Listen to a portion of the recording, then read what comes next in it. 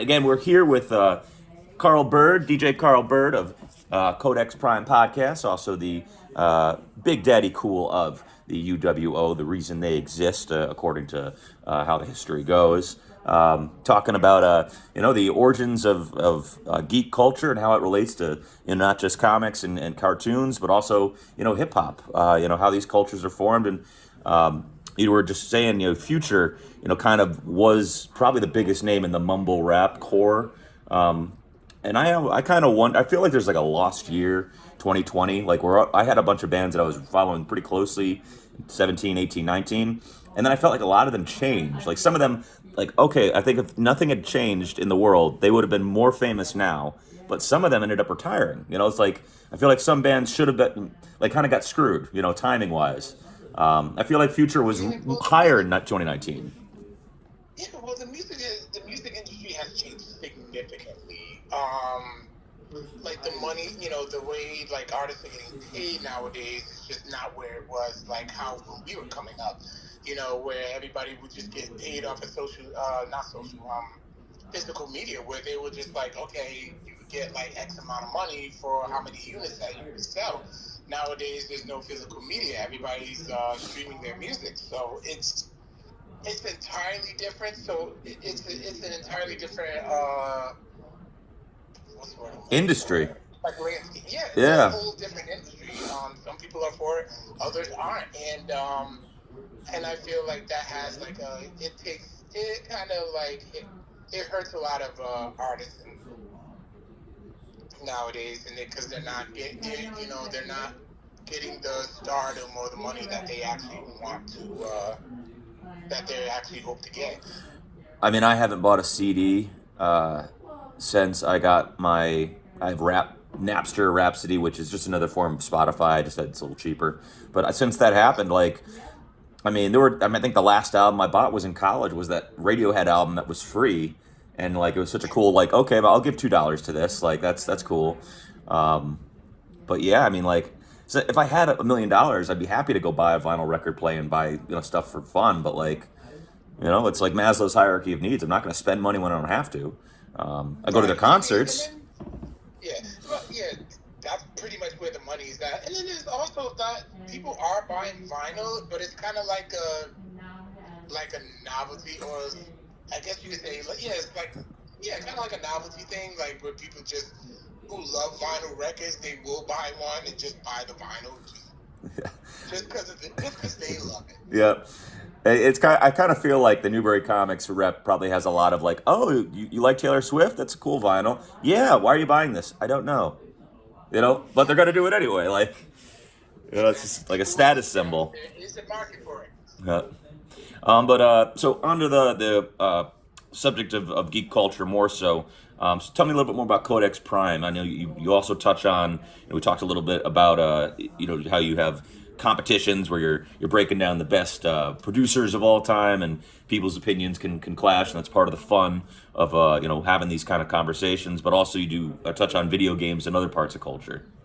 Yeah, so we have had like tournaments that involve like the best PlayStation title, the best wrestling game. Well, wrestling game was the UWO, but WCW, NWO.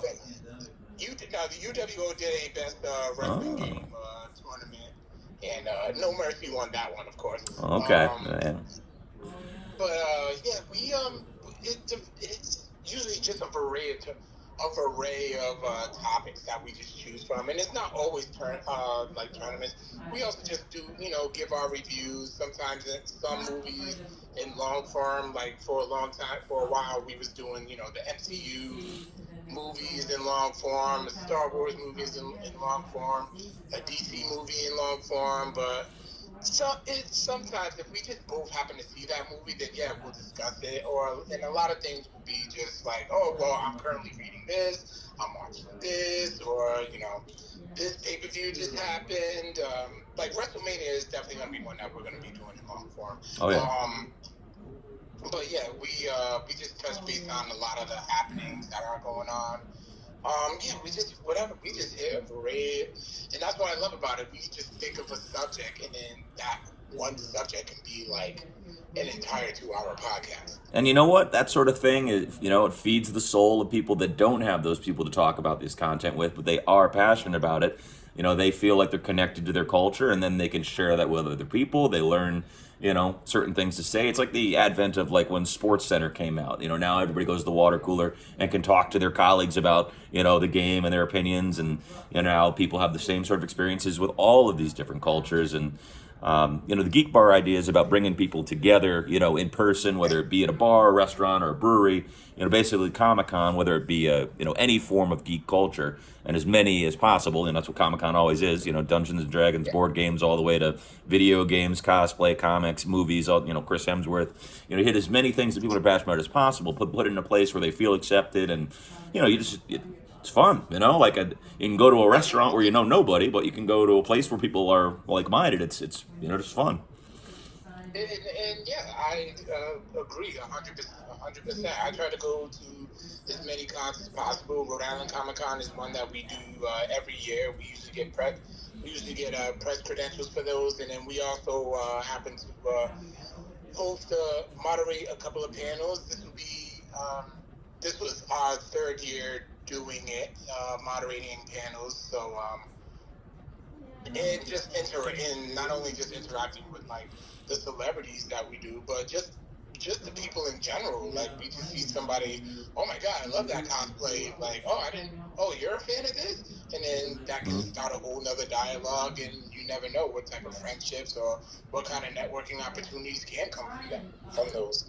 I wrote an article years ago, and I love talking about it. I stole most of it, but it's the origin of society being based on our Neolithic caveman ancestors ultimately, caring about resources. The only reason anyone ever decided not to kill somebody that was, going to fight them for food was because there was some reason, wait a minute, if we work together, we can get a bigger animal. Okay, but probably only went to the strongest person. And then one day, I like to think some probably smaller guy, but was smart, or girl, figured out how to brew beer. And they figured out how to make a bar. And then suddenly, even though he wasn't as strong or whatever, they let that person live, and it became like, okay, this is the watering hole. This is useful for other things. This is happiness. Maybe you make a movie with The Rock, and he can't talk to women until he gets a beer or something. I don't know. But the geek culture is kind of like that, where it's just the watering hole. It's where everybody comes together, and there's a reason that people need each other. People need people, and that's a great way to connect us. So it's cool that you do that. I mean, how did you get into not only moderating mainstream Comic-Cons, but just doing this podcast? Is it something you wanted to do, or is it just something that came about naturally? Yeah, so from my perspective, I began DJing, and I started, it was early in my DJ career, and I just thought I was making a name for myself. And then a couple of friends of mine they were already starting Codex, so I checked it out, and then I was actually a guest on Codex Prime. I think it was episode 4, and we just talked about pro wrestling, and that was my area of expertise. Expertise in air quotes. So, and then next thing you know, they just reached back. It's like, you just come on the show, and I've been on ever since. So, that's how that's how I got into Codex, and then it's just something I end up growing passionate about, because I actually wanted to do radio. I wanted to host a radio show, and then I guess this was gonna be a stepping ground, but then the podcasting medium has grown since then. Codex is we're about to hit 9 years. That's wild. And 9 years, over 350 episodes, and it just kind of I don't feel like I don't need to do radio anymore, because who's listening to it anyway? Who's listening to radio? There's people, but there's not really.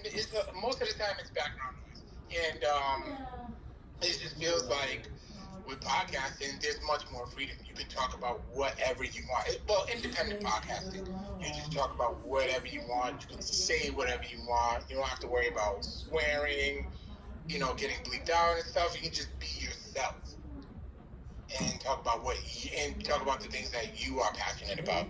And that's all it is. When you believe in something, when you're passionate about something, people can connect to that, and when you put that out into the world, you create these these products, these platforms, whether it be Codex or Geek.Bar, and then people are able to, use them for what makes sense to them, and then they end up maybe making their own thing. That's how it should be.